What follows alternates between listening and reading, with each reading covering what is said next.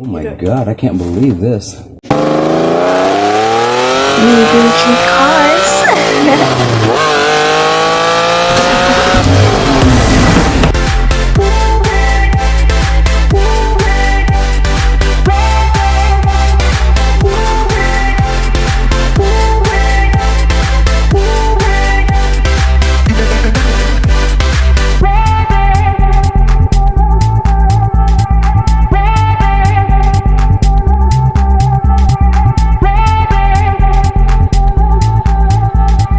This video repair series covers a fully detailed and technical process of changing a blown head gasket on a Toyota Fortuner. For the 2TR gas engine, there is no current detailed video on YouTube or online for that matter, as of now. These videos will be a multi-part series that covers all the aspects of the procedure of doing this job from beginning to the end. Enjoy our hard work. Thanks for watching.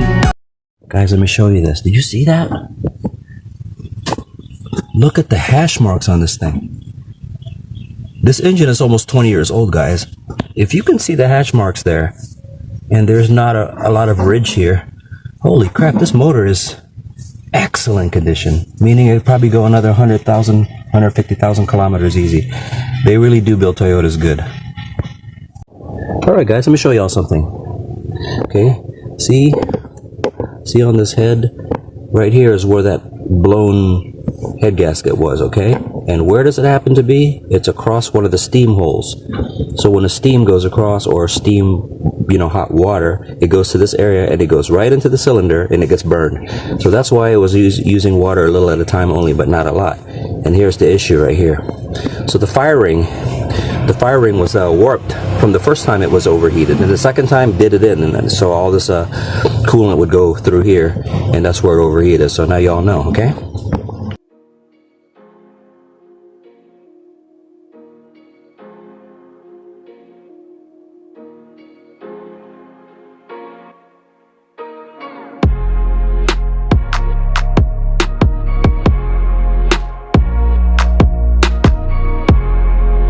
This is why you,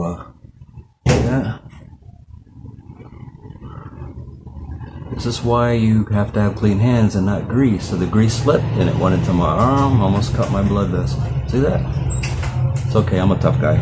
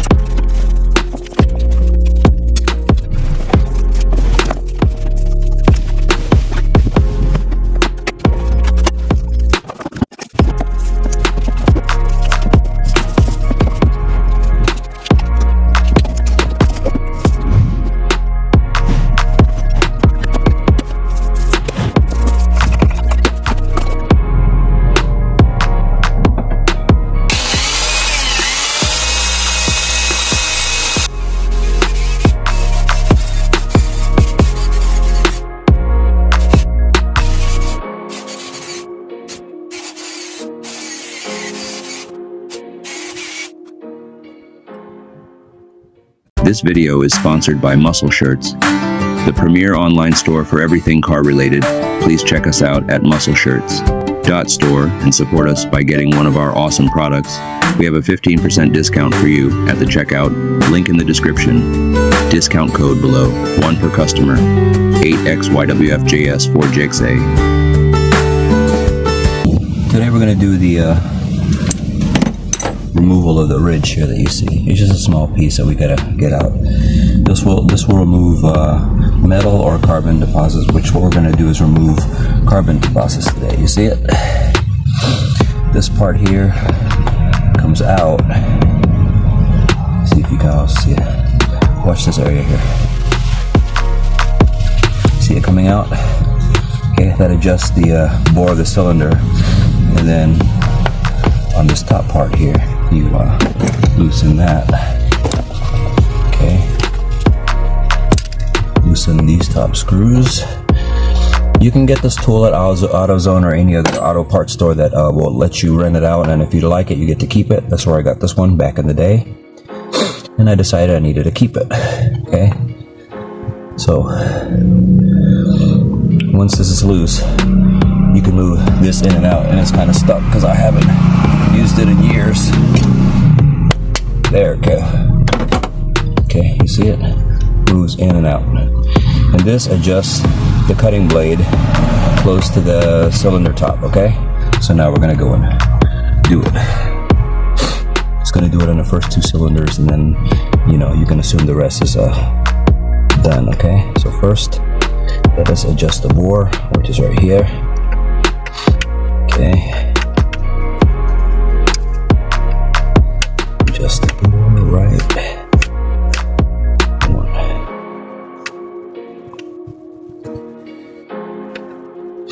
Might want to do it from the top. Okay, adjust that sucker. I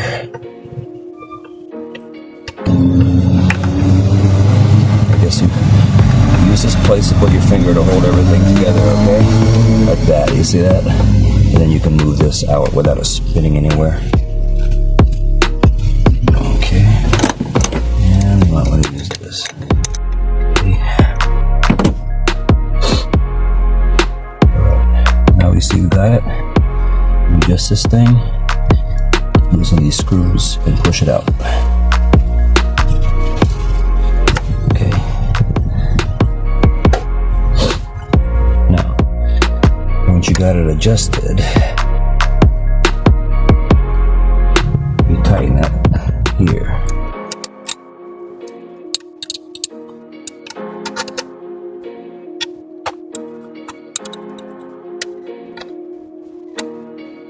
Okay, now it's time to turn this thing. Okay, and the teeth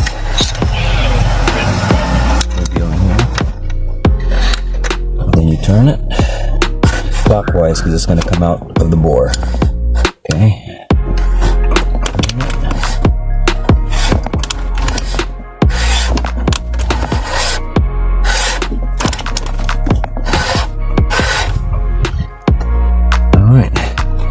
When it gets to the top, you can feel it, then you release the tension, okay? There you go.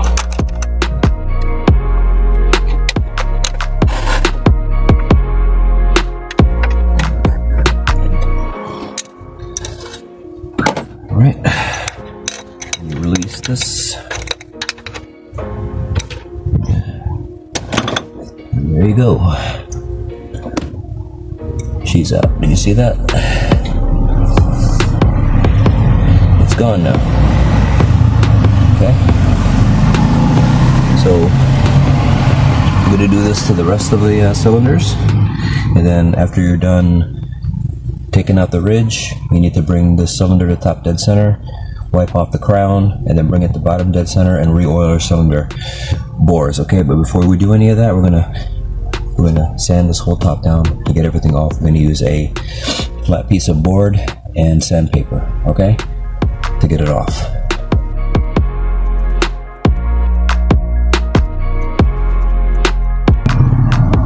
No more ridge there, okay? And the ridge material is at the bottom of the cylinder, okay?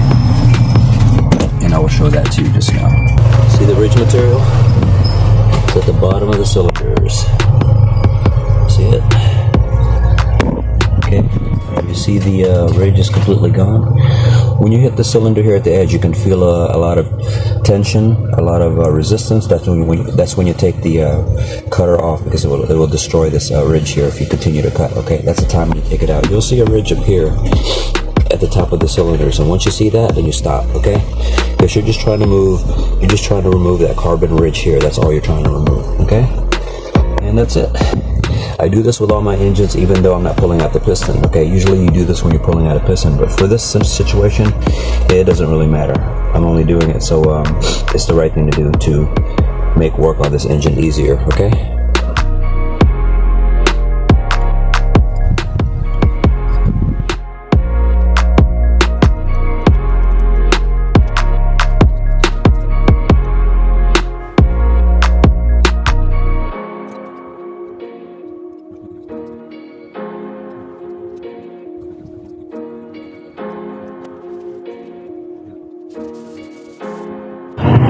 Sides here, it's almost done.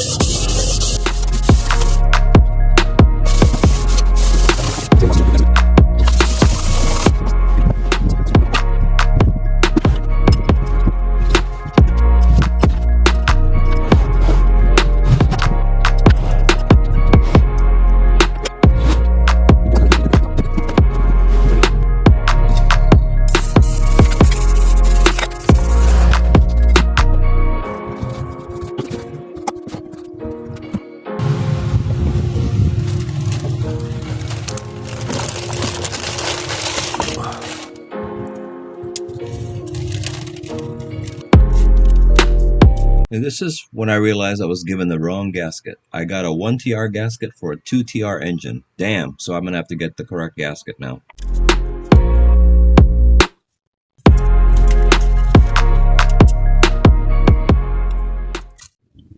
Okay guys, see this? You have to twist the oil pan around, and there's this bolt here for the pickup. Oil pickup, you gotta take that out before this oil pan comes out. Okay, that's what we're gonna do.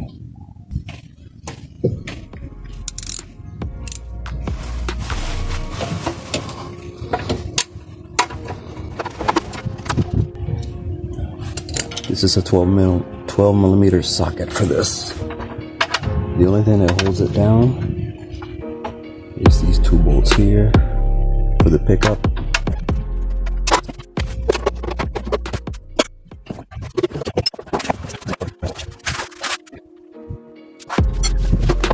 At this time, you should have already removed the radiator and or condenser or the entire front end of this car to access these parts that I'm trying to remove. Okay, so you guys got that? The oil pan comes forward. Okay guys, as an FYI, the oil pan came out from the front.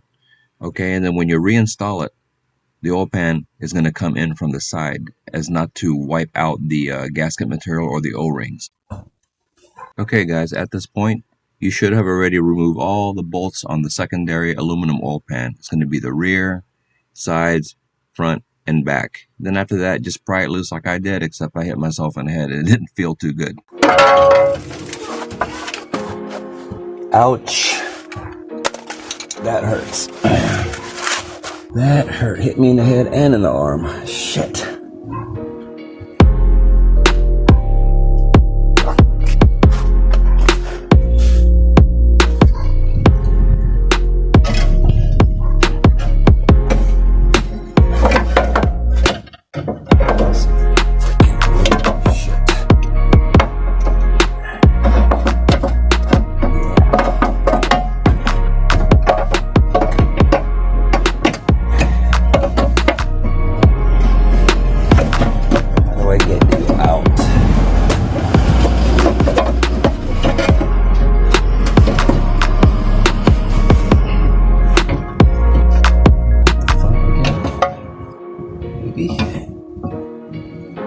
Let's give it a try. Let's see if we can get out in the front. Okay, guys. Yeah,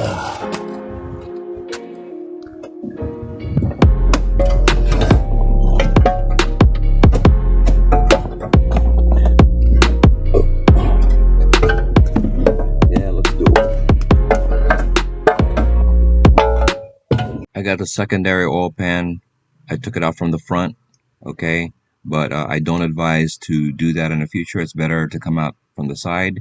And when you do reinstall this pan, it has to go in from the side only, which I did from the passenger side, because if you don't, gasket material that you've just installed on it will wipe off, and you don't want that. You're gonna have a massive oil leak.